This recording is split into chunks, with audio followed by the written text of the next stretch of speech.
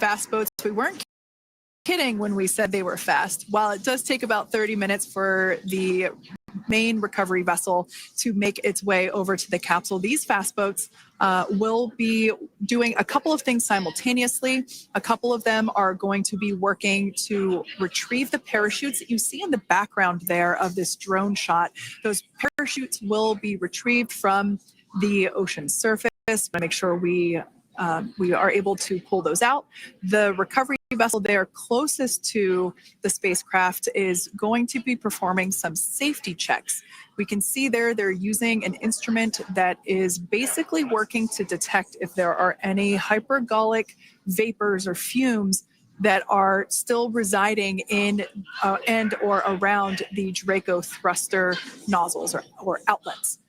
The hypergolic fuel, which is necessary for on-orbit burns to maneuver the spacecraft.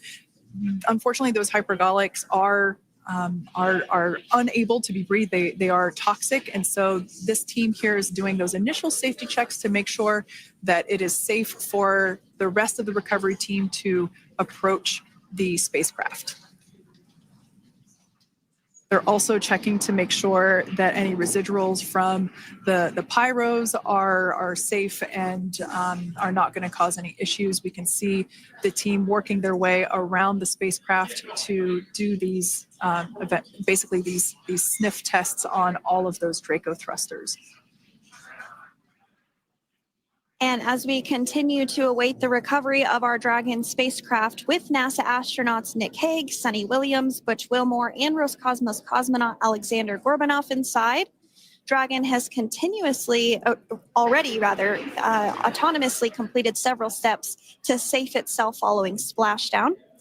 We are continuing to see Dragon in what is known as stable 1 configuration. That's kind of the ideal configuration following splashdown. It's upright, and the Dragon capsule is in the right configuration for it to be hoisted into the recovery vessel Megan, which you do see a little ways off in your screen approaching.